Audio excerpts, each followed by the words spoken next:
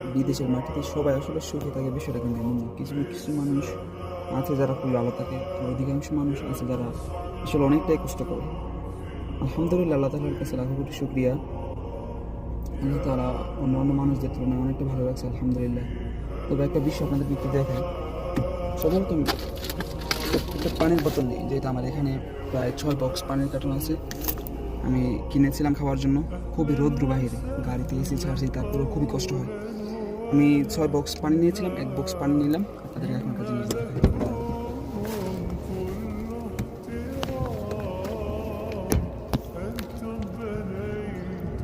ও যে দেখুন একটা ভাই, মানে এত রৌদ্রের মধ্যে বিশ্বাস করেন কি যে কষ্ট। আমি ওনার চেহারাটা দেখাবো না, কিন্তু আমি একটু হাইটা গিয়ে ওনার এই পানিটা দিয়ে আসবো।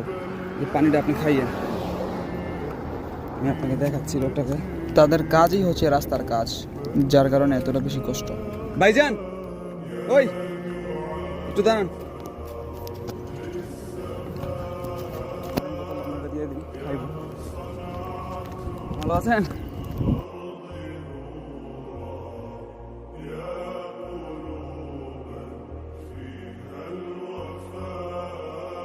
এরকম আরো অনেক মানুষ আছে যারা আসলে খুব কষ্টের কাজ করে, সত্যি কথা বলতে গেলে, ঠিক আছে?